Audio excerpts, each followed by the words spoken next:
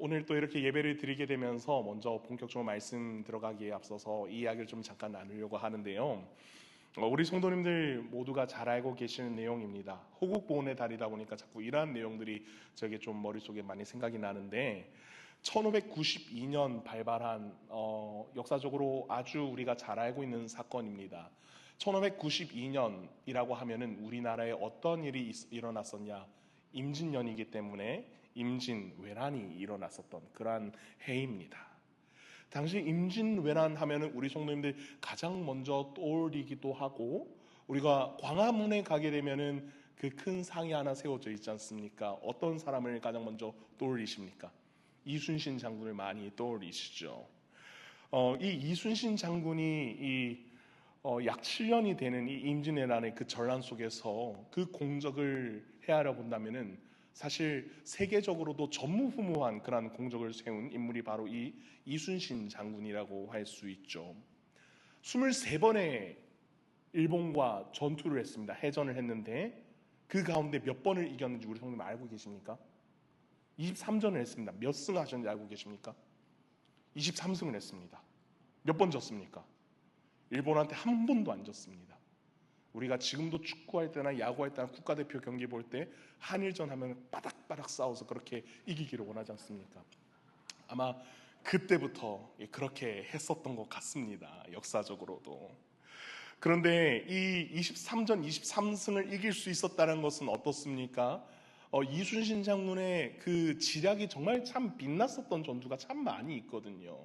우리 성도님들 영화를 좀 즐겨 보신다면은 영화가 조금 지나긴 했지만 노량이라는 영화라든지 한산이라는 영화라든지 명량이라는 영화라든지 이것을 아마 보신 적이 있으실 것입니다. 아마 이순신 장군의 정말 빛나는 그런 전투가 그려진 영화 이 세 편인데요. 저는 개인적으로 이 영화 세 편 보시는 것을 개인적으로 좀 추천을 드리는 바이고요. 이것을 보게 되면은 이순신 장군의 그런 정말 빛나는 그런 지략이 그려지는 그런 영화이기도 합니다. 그에 가담한 이름 없는 관군과 백성들의 노력까지 합한 그런 승리다라고 할 수 있습니다만, 수적으로 배와 군사가 열세인 상황 속에서 이길 수 있었다는 것은 뭐냐면은 처음에는 그 바다를 엄청나게 잘 이용을 했었다라는 겁니다. 예를 들어서 명량해전 같은 경우에는 어떻습니까? 울돌목이라고 하는 그 이제 소용돌이 치는 그 바닷가에서 거기서 그 지형을 잘 활용하여서 그 일본군의 배를 잘 유인하여서 크게 격파한 사건이 바로 이 명량해전이라고 할 수 있죠. 그리고 또 어떻습니까? 둘째로는 조선 수군의 상황을 잘 알고 일본 수군의 상황을 잘 알고 있었습니다. 갑자기 역사 시간이니까 좀 졸리시는 것 같은데, 조금만 더 이야기하겠습니다. 당시에 조선의 주력 함대는 뭐였었냐면 판옥선이라고 하는 평평한 그런 배였었습니다. 평탄하게 이제 배를 이용하여서 이동 속도는 다소 좀 느렸습니다. 그렇지만은 바다에서 사실 우리 삼면이 다 바다이지만 남해와 이제 그쪽 연안의 바다에 가보시게 되면은 그 바다가 매우 험하다는 것을 아마 성도님들이 아실 수 있으실 것입니다. 저기 통영 쪽에 가는 이제 한려해상 수도공원 이제 거기 가게 되면은 거기도 상당히 바다가 좀 안정적이지 않다는 것을 또 알 수가 있거든요. 아무튼 이 우리나라의 바다에 딱 맞게 만들어진 이 배가 바로 이 판옥선입니다. 근데 그에 비해서 일본에서 제조하여서 사용하는 배는 뭐냐면은 첨저선이라고 하는 그런 배입니다. 왜 그러냐면은 일본이 당시에는 우리나라에 쳐들어오기 전에 전국시대를 막 통일하고 난 이후였습니다.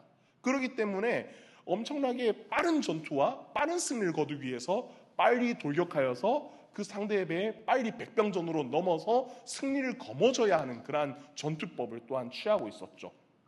그리고 또 일본군이 주력으로 가지고 있었던 화기는 뭐였었냐면은 조총이라고 하는 그런 총입니다. 당시에 우리 조선에게는 총이 없었습니다. 활이 있었죠.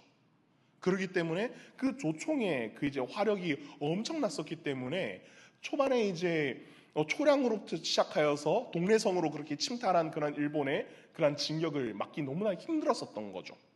그렇지만은 그 조총을 이겨낼 수 있는 이순신의 또 한 가지의 역할이 뭐가 있었냐면요, 그 판옥선에다가 철갑을 두르고 앞에다가 용의 머리를 갖다 꽂은 우리가 잘 알고 있는 배가 있었으니 그것이 바로 거북선이었죠. 거북선이 있었고 그리고 판옥선마다 어떤 것을 장치하였었냐면은 우리나라가 화포 강국이었습니다. 그때. 그렇기 때문에 그 화포를 통하여서 일본군이 조총으로 사격하기 전에 한참 멀리 있을 때 사거리가 닿았을 때 화포로서 끝내버리는 거였습니다. 그렇기 때문에 지형을 이용하고 그리고 우리가 가지고 있는 무기를 이용하여서 가장 최적의 상태에서 승리를 얻을 수 있는 그 조건을 이용하였었다는 거죠. 이순신 장군이 백의종군하고 나서 다시 돌아왔을 때 조선역에 남은 배 단 12척밖에 없었습니다. 일본은 수백 척의 배를 가지고 있었어요. 그렇지만 그 가운데 이길 수 있었던 것은 그의 빛나는 그러한 지략이 있었고 화포라는 그런 놀라운 그런 전투 시스템이 있었기 때문에 가능하였었다라는 겁니다. 제가 여기서 이 화포에 대해서 자꾸 이야기 드리는 것은 이 일본과 우리의 그러한 전투 시스템의 그러한 이제 유불리에 대해서 말씀을 드리고자 하려는 것이 아니라요. 이 화기에도 유효 사거리가 있다라는 것을 말씀드리고 싶은데 이것을 잘 알아야 적을 무찌를 수 있고 나의 영향권이 얼마까지 달하는가에 대해서 이야기를 하고 있다라는 거죠. 그렇다면은 이것을 이렇게 좀 한번 이야기해 보기를 원합니다. 그렇다면 오늘날 우리가 하나님의 사람으로 살아가면서 얼마나 복음으로 무장하여서 이 세상을 헤쳐나가며 때로는 우리가 복음으로 살아나간다고 말하지만 우리 가운데 이 복음의 능력을 사용할 수 있는 우리 복음의 유효 사거리는 그렇다면 얼마나 되는지 한번 우리가 좀 살펴보았으면 좋겠습니다. 우리에게 복음의 사거리가 얼마나 다다르고 있습니까? 다다르지 않는 것 같습니까? 그렇게 생각될 수도 있습니다. 그렇다면 우리가 객관적으로 생각했을 때 예수 그리스도께서 우리에게 알려주시고 보여주시고 우리에게 친히 수여주신 이 복음의 능력의 한계는 대체 어디까지인가? 한번 오늘 말씀 속에서 생각해보고 그렇게 우리에게 주신 이 복음의 이 유효 사거리가 정말 엄청나다는 것을 말씀 가운데 깨닫기를 진심으로 소원합니다. 오늘 본문에서 예수님께서 사역의 주요 무대였던 갈릴리에서 벗어나시는 모습이 보여집니다. 누가복음 8장 26절 말씀에 보게 되니까요, 이렇게 이야기를 하죠. 그들이 갈릴리 맞은편 거라사인 땅에 이르러라고 이렇게 이야기를 합니다. 여기서 나타나는 거라사인의 땅은 갈릴리에서 맞은편으로 건너가야 하는 동네, 단순한 동네를 벗어나는 것에 넘어서는 그러한 이야기입니다. 이방인의 땅이라고 할 수 있는 곳이 바로 이 거라사인의 땅이다라고 할 수 있는 거죠. 유대인의 모습이 떠오르지 않고 유대인의 상식이 통하지 않는 그러한 동네가 바로 이 거라사라고 하는 이 동네였습니다. 그렇다면 유대인에게 있어서 전혀 상관없는 동네, 복음과는 거리가 먼 동네다라고 사실 말할 수도 있지요. 서방의 국가들은 대한민국과 일본을 비슷한 국가라고 참 많이 생각합니다.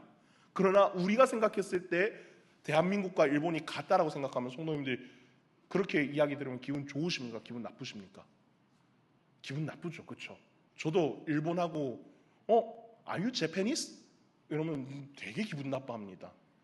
제가 언젠가 해외여행 갔는데 단기 선교였어요. 단기 선교였는데 이제 네팔로 2023년도에 갔다가 이제 네팔 현지인 이제 성도님들이 이제 뭔가를 저희한테 받았습니다. 너무나 감사해서 사실 감사해서 인사했는데 착각해서 저한테 인사한 것은 어떻게 인사했냐면 저한테 아리가또 고자이마스라고 이렇게 인사하더라고요. 매우 저는 정색하면서 아리가또 고자이마스가 아니라 감사합니다라고 이렇게 인사해야 된다고 그렇게 이야기를 했었거든요.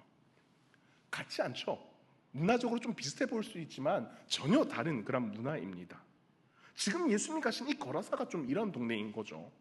그런데 그곳에서 예수님께서는 우리가 상상하기 힘든 사람 한 사람 만나게 되는데 오늘 봉독한 말씀 27절 말씀입니다. 이렇게 이야기를 해요.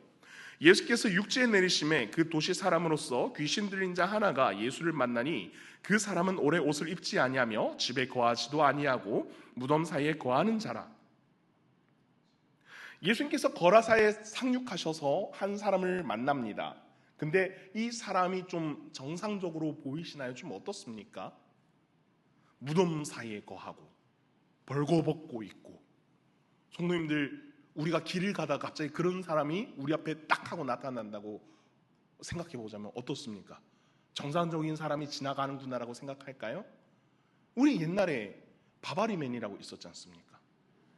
그런 사람이 갑자기 나타나면 하고 도망치지 않습니까? 상상할 수 없는 일이죠. 정상적인 그런 사람이 아닙니다. 근데 이 사람이 매우 수치스러운 그런 상태로 살아가고 있었다라는 겁니다. 사람으로서 살아가기 어떻습니까? 정체성이 이미 상실된 사람이 바로 이 거라사에서 만난 이 사람이다라고 할 수 있습니다.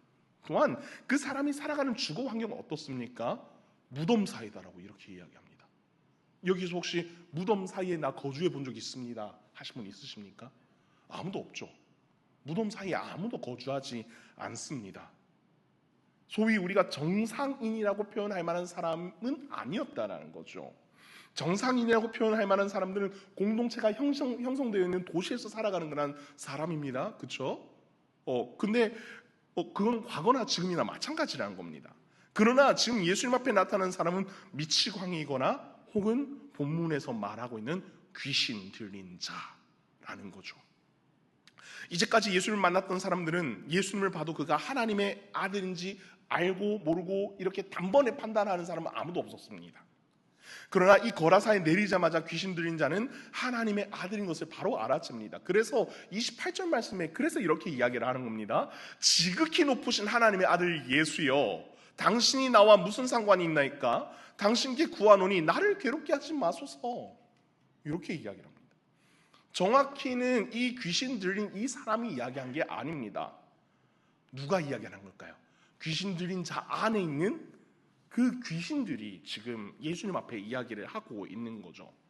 자신들이 어떤 사람 혹은 생명에게 빙의를 하며 망하게 하다시피 하는 것을 즐기는 그런 존재가 지금 그 가운데 빙의된 그런 존재들이었습니다. 그러나 그들의 특징은 뭐냐면 자신들은 빙의당한 존재로부터 괴롭히게 하는 것은 즐겁지만 그 자신을 억압할 만한 세력이 있다면 그 세력을 피하고 싶어 합니다. 근데 어떻습니까? 그렇게 막 즐기다가 마침 그 천적을 만났던 겁니다. 그분이 누구입니까? 예수님이라는 거죠. 예수님을 만나게 되었다는 겁니다. 천상의 존재이고 만물의 근원이라고 하는 이 예수님을 만나게 되니까 괴롭게 하지 말아달라고 이렇게 이야기를 하는 것이죠. 그러나 예수님은 이 귀신들에게 이미 어떤 조치를 주문하셨습니까? 그것은 바로 그 사람에게서 나와라, 이렇게 지금 이야기를 하고 있는 것이죠. 이 사람에게 나오게 하신 이유가 29절 괄호 안에 설명하고 있는데, 귀신이 가끔 그 사람을 붙잡음으로 그를 쇠사슬과 고랑에 매어 지켰으되 그 맨 것을 끊고 귀신에게 몰려 광야로 나갔더라. 매우 이상한 현상입니다, 성도님들. 여기서 성도님들 중에 쇠 고랑에 묶여있는데 이것을 끊어내실 수 있는 성도님들 계십니까? 제가 아무리 장정이라고 하더라도 저조차도 이것을 못 끊어냅니다. 그냥 포승줄을 묶고도 저는 못 끊어내거든요. 귀신이 그 사람에게 들어갔습니다. 그리고 그 사람을 속박하고 굴복하게 만듭니다. 본문에서는 상세하게 설명하지 않지만 이 사람들이 이 사람을 쇠사슬과 고랑으로 묶어서 지켜보았습니다. 귀신 들렸기 때문에 이것을 마을로 나타나서 그렇게 살아가게 하는 것, 엉망으로 만드는 것 못 보기 때문에 이렇게 만들어 버린 것이죠. 그래서 사람들은 그를 묶었지만은 쇠사슬 고랑 다 끊어내고 광야로 뛰쳐드는 그런 일을 자행하였었던 것입니다. 사람들도 이 귀신 들린 자 매우 불편하게 여겼습니다. 귀신 들린 자의 삶은 이제 귀신으로 피폐해진 정상적인 삶을 살아가기에는 어려운 사람이 바로 이 귀신 들린 자였습니다. 희망 없어 보이는 그런 삶이었지요. 그래서 27절에 나타난 귀신 들린 자의 의식주의 모습이 바로 이런 모습이었다는 겁니다. 벌거벗고 공동묘지에서 살아가는 그런 모습, 아주 끔찍한 사람답지 않게 살아가는 모습이 바로 이 귀신 들린 자의 그런 모습이었었다라고 하는 겁니다. 그러나 예수님 왜 거라사에 방문하셨을까요? 아무 이유 없이 방문하실 리가 없는 그런 예수님입니다. 게다가 가버나움에서 떨어진 거라사까지 왔다는 것은 더더욱 이유 없이 가지 않는 곳이 바로 이 거라사라는 동네입니다. 예수님은 그 한 사람을 주목하여서 이 길로 오셨다는 것을 우리는 바로 알 수가 있습니다. 이제 예수님이 그 귀신에게 이름을 묻습니다. 근데 그 이름이 정말로 괴이합니다. 오늘 본문에 뭐라고 이야기합니까? 군대라고 이야기합니다. 레기온이라고 하는 그런 이름인데 그 규모가 이제 말하는 사람마다 조금씩 다르지만은 약 5,600명, 이 군대의 인원이 5,600이 바로 이 레기온이라고 하는 이 단위인데, 그렇다면 성도님들 달리 생각해보면 어떻습니까? 그 사람 안에 귀신이 들렸는데 그 속에 귀신이 얼마나 들어가 있는 거? 최소한 5,600마리. 엄청난 거죠. 피폐해지고도 남을 만한 그러한 수입니다. 귀신 하나가 들리더라도 사람 하나 미치게 하는데 충분합니다. 그렇지만은 5,600마리나 되는 이 귀신이 지금 빙의했으니 그 괴로움이 얼마나 참담하겠습니까? 그럼 어떻습니까? 영적인 존재는 영적인 존재를 알아봅니다. 예수님이 어떤 분이신지를 알고 있었고, 이 귀신들은 그분이 하실 수 있는 범위가 어디까지도 알고 있었습니다. 그러기에 귀신들이 예수님께 간곡히 부탁을 합니다. 무적행으로 들어가라 하지 마시기를 간구하죠. 귀신들이 징벌을 받는 곳이 바로 이 무적행이라고 하는 곳입니다. 자신들이 타 존재를 괴롭힌 것은 생각하지 않으면서 자신들의 괴로움을 당할까 봐 지금 벌벌벌 떨고 있는 그런 모습 가운데 지금 있는 것이죠. 그리고 그들은 예수님께 허락을 받아 돼지떼에게로 들어갑니다. 그래서 예수님의 권위에 이제 통제를 받게 되어지고 있는 가운데 있죠. 예수님 허락받고 돼지떼에게 들어가서 그 돼지떼가 어떻게 됩니까? 바다로 다 달려들어서 몰사합니다. 저는 이 본문 보면서 매우 안타까웠습니다. 저거 다 잡아서 삼겹살 구워 먹으면 우리 신강의 성도들 다 회식할 텐데. 그냥 지나가면서 한 이야기고요. 근데 엄청난 일이지 않습니까? 그 돼지떼가 갑자기 피탈길로 몰아다가 바다에 빠져서 다 몰사했다라고 하는 거 엄청난 일이다라고 할 수 있습니다. 그 돼지떼를 몰고 있던 사람들이 이 광경을 보면서 어떠했겠습니까? 두려웠죠.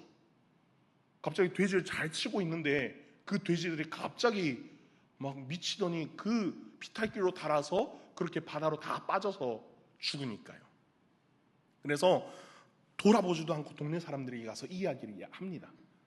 예수라는 사람이 갈릴리에서 건너서 거라사로 왔는데 그 귀신 들린 사람 만나자마자 돼지떼들이 갑자기 미치더니 그 피탈길로 따라서 죽었어. 엄청난 일인 겁니다. 근데 또 이상한 일 하나 있습니다. 귀신이 떠나갔습니다. 근데 그 귀신 들였던 사람이 갑자기 얌전해지고 멀쩡해지더니 예수님의 발치에 앉아서 얌전하게 있더라라는 겁니다. 또 특징 뭡니까? 항상 옷을 찢고 벗고 있는 그런 사람이었습니다. 근데 옷을 단정하게 입고는 그 예수님 앞에 얌전하게 그렇게 있었다라는 거죠. 기이한 소식입니다. 이상합니다. 그러니 그들은 예수님으로 하여금 어떻게 합니까? 제발 이 땅에서 좀 나가달라고 이렇게 이야기를 합니다. 예수님 때문에 정상적인 삶을 살게 된 사람은 예수님의 제자가 되고 싶어 합니다. 그러나 예수님께서는 집으로 돌아가서 하나님이 어떤 큰일을 행하셨는지에 대해서 전파하라 그렇게 이야기하고, 그 사람은 예수님께서 자신에게 어떠한 일을 하게 하셨는지에 대해서 전파하는, 성경에는 어디에도 그 사람의 이름이 등장하지 않지만 또 하나의 예수의 제자가 되어서 살아가는 그러한 사람이 되었다라는 겁니다. 우리가 눈여겨보아야 할 것은 예수님께서는 갈릴리를 벗어서 이방 땅 거라사로 갔었다는 겁니다. 갈릴리에도 수많은 군중이 있었습니다. 예수님의 소문이 예루살렘과 그리고 사마리아 온 땅에 지금 퍼지고 있는 가운데 있었습니다. 유대 온 땅에 퍼져서 예수는 이미 슈퍼스타가 되어 있는 그런 가운데 계셨습니다. 그런데 갑작스럽게 거라사로 오신 이유는 바로 예수님께서 이 귀신 들린 이 사람 한 사람을 주목하고 계셨기 때문입니다. 귀신 들린 사람을 주목하신 이유가 무엇입니까? 첫 번째, 그 귀신들로부터 벗어나게 하시기 위함입니다. 그래서 그 먼 길을 배를 타고 건너오셔서 은혜 누리게 하셨고, 그 다음으로 예수님이 거라사로 오신 이유는 성경에서 더 이상 등장하지 않지만 이 거라사에서 만난 이 사람을 통하여서 하나님이 어떠한 일을 행하셨는지에 대해서 전하는 선구자로 그렇게 세우고자 함에 그 목적이 사실 있었다라는 겁니다. 특별히 오늘 복음서를 기록한 누가는 어떠한 관점에서 이 복음서를 기록했느냐면은 유대인을 위한 복음서가 아니었습니다. 이방인들을 위한 그런 복음서로서 그렇게 쓰여졌던 게 바로 이 누가 복음이었습니다. 그렇다면은 예수님을 따르는 자들이 어떠한 자여야 하는지를 이 복음서를 통해서 알려주고자 하는데, 그것은 바로 예수님을 따르고자 함. 이것을 누가복음에서 누가는 이야기를 하려고 합니다. 만약에 예수님이 정말 그 거라사를 그 사람 때문에 간 것이 아니라 인기 상승을 위해서 가려고 하셨다면 굳이 거라사로 갔을까요? 가지 않았을 겁니다. 계속해서 갈릴리 그 주요 거점을 지키면서 인기 상승을 위해서 노력하겠지요. 그러나 예수님이 그러지 않으신 것은 인기를 위함이 아니라 그 한 사람마저도 돌보시고 그 한 영혼을 위해서 찾아가시는 분이 바로 예수님이라는 것을 말씀 가운데 알려주시기 위함이었습니다. 또한 동시에 예수님은 어떤 분이시냐? 영적인 그런 모든 세계도 다스리시는 만왕의 왕이시라는 것을 이야기를 하고 계신 거죠. 그러하게 군대 귀신들도 쫓겨나게 된 것입니다. 그렇다면 예수님이 친히 보여주시는 복음의 유효 사정권, 예수 영향권은 그러면 어디까지입니까, 성도님들? 그 사람이 생각하는 그 사정거리를 충분히 넘겨 보이셨다는 것을 우리 성도님 생각해야 됩니다. 유대인들은 당시에 오실 메시아를 생각할 때에 단순히 그냥 유대 민족에게만 국한하였습니다. 근데 우리가 바라보는 예수님은 어떻습니까? 유대인에게만 하나님이신 예수 그리스도입니까? 아니죠. 마음 백성의 모든 민족의 주가 주 되시는 그런 예수 그리스도이시지 않습니까? 이 범위를 충분히 넘겨 보이셨다는 것을 예수님 보기를 원하십니다. 그리고 그 영향권 안에 거하게 되며 그로 하여금 복음 전파자로 살아갈 수 있도록 예수님 달려가고 계셨던 겁니다. 예수 그리스도의 복음의 능력은 유대인에게만 국한되지 않습니다. 이방에게 알려졌고 이방에게 알려지기만 하는 것이 아니라 이방에서 그 능력이 확산되어져 가는 것을 발견하도록 이렇게 인도하셨다는 겁니다. 성도님들, 질문 하나 하겠습니다. 오늘 우리에게 있어서 예수의 영향권은 어디까지입니까? 예수님께서 말씀을 통하여 우리에게 보여주신 예수 영향권은 어디까지였고 지금 어디까지 미치고 있습니까? 흔히 사람들이 생각할 만한 유대인에게만 국한될 것 같았던 복음이 지금 어디까지 확장이 되었습니까? 21세기를 살아가는 지금의 우리에게 지금 복음이 전파되지 않을 것만 같은 이 대한민국까지도 복음이 태동되고 약 140년이 넘는 그런 시간 동안 복음이 꽃피고 있는 이 대한민국까지 전파가 되었습니다. 이 복음이 이렇게 확장이 되어졌는데 그렇다면 어떻습니까? 이 복음을 우리는 계속해서 전하고 이 복음의 영향권이 정말 한없이 크다는 것을 우리는 인정하며 나아가야 합니다. 그러나 우리는 알게 모르게 예수님에 대한 영향권을 우리 스스로가 축소시키며 살아오지는 않았습니까? 2019년 연말에 발생하여서 2020년부터 수년간 우리를 괴롭게 한 존재가 있었습니다. 무엇인지 다들 아시죠? 무엇입니까? 코로나19 바이러스. 이것이 우리 한국교회를 너무나 괴롭게 만들었었던, 사회와 세계도 그러하거니와 우리 교회를 너무나 힘들게 만들었던 요인이 바로 이 코로나19 바이러스라고 하는 이 존재였습니다. 우리는 그 시간을 통해서 어쩌면 예수 영향권을 축소시켜 왔고 예수 영향권을 제한하고 마치 이것이 전부인 양 어쩔 수 없었다라고 그렇게 핑계하여서 우리 신앙생활을 스스로 제한하고 포기하며 살아오진 않았습니까? 그리고 그때 관성이 아직까지도 남아있어서 코로나19 때에 영상 예배를 드리면 된다고 생각했던 것, 그 관성이 지금까지 우리 가운데 남아있지는 않습니까? 그때 당시에는 어쩔 수 없는 그런 상황이었죠. 모이면 안 되니까요. 서로의 생명을 위해서.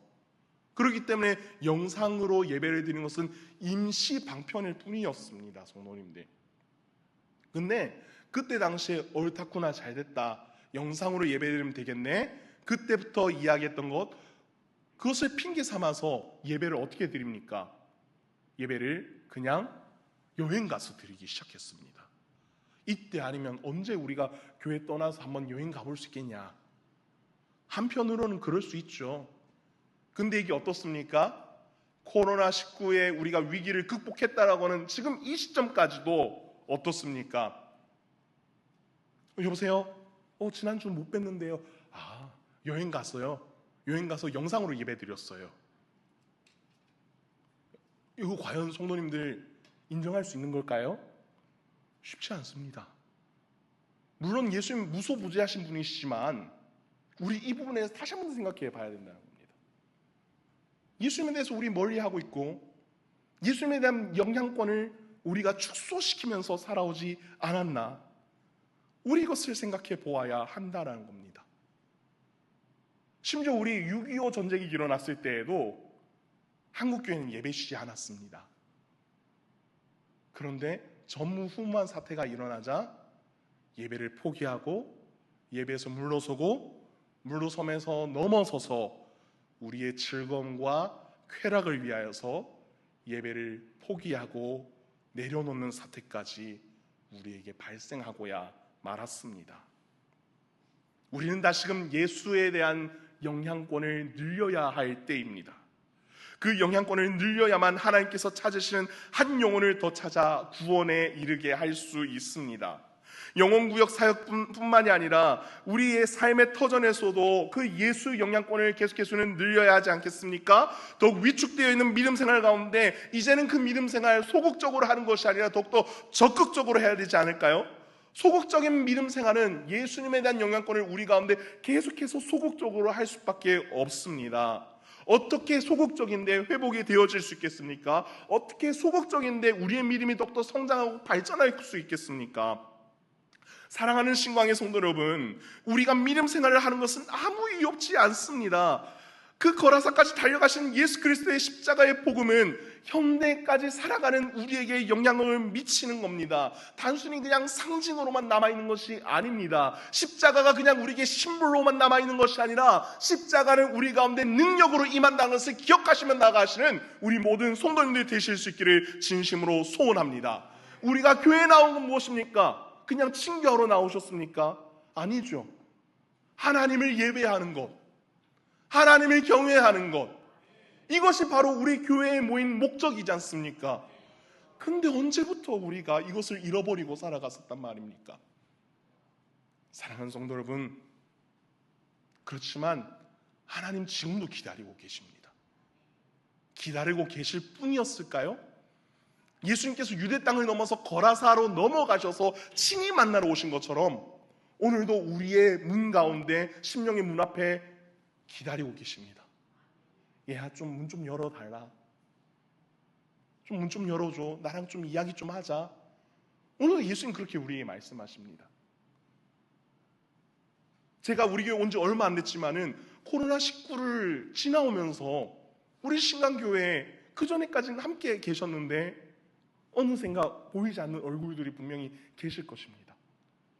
분명히 이 신기촌 동네를 지나가다 보면은 그 성도님의 얼굴이 지나가면서 보이는데 교회에 나오지 않아요. 근데 그런 사람들에게조차도 예수님 계속해서 문을 두드리고 계십니다. 얘야, 나는 너를 찾고 있고 너를 기다리고 있는데 너의 마음의 문 좀 열어주지 않을래? 근데 스스로 열기 쉽지 않을 거예요. 마음이 너무나 소극적으로 되어져 버렸거든요. 그렇기 때문에 예수님 또 누구를 찾으시냐면은 이제는 우리를 찾으시는 겁니다. 우리를 통하여서 그들이 다시금 우리 신강교회 예배당으로 나와서 예배 드릴 수 있도록 그런 사명을 우리에게 또한 부여하셨다라는 거죠. 사랑하는 성도 여러분, 너무나 잘 이겨오셨습니다. 그렇지만 우리가 계속해서 이 위기 상황과 계속해서 다가오게 된 그런 영적 전쟁에 있어서 우리는 이기기 위해서 계속 전진해야 할 것입니다. 사랑하는 성도 여러분, 예수님에 대한 영향권을 우리 스스로 제한하지 않기를 원합니다. 예수의 영향권의 범위는 무제한이라는 것을 기억하시기 바랍니다. 우리의 눈으로는 제한적으로 보이고 안 될 것만 같아 보입니다. 그렇지만 예수님이 손대시면은 불가능은 없다라는 것 기억하시고 그렇게 믿음으로 전진하시면서 그렇게 승리하실 수 있는 우리 모든 신강의 성도님들 되어질 수 있기를 주님의 이름으로 소원합니다. 기도하겠습니다.